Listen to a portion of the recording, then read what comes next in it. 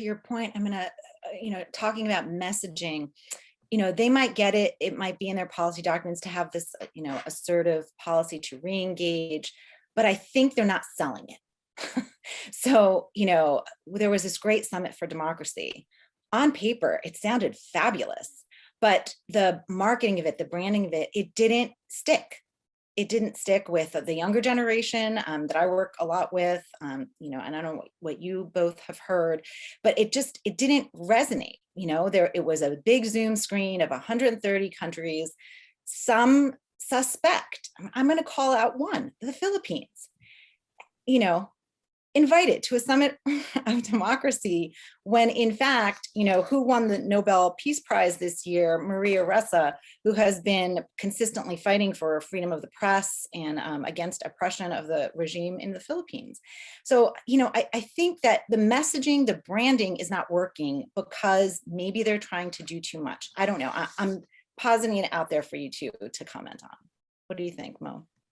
Yeah, I mean, look, I think you're right that didn't stick for a number of reasons. Number one, again, is that consistent with a foreign policy for the middle class, right? Does the middle class sit around and think about what's the state of democracy abroad?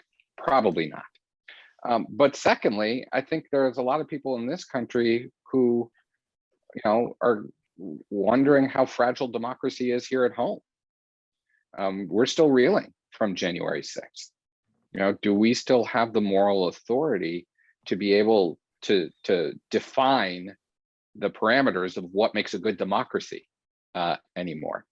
We do polling out of our institute that tracks voter attitudes towards polarization, domestically focused. On a scale of 0 to 100, how bad do people see the polarization here in our country? 0 being no polarization at all, 100 being brink of civil war. The mean response right now is 76, right? Wow. Americans believe we are 3/4 of the way to civil war. And so I agree with you that Summit for Democracy may not have been the thing that really popped, here.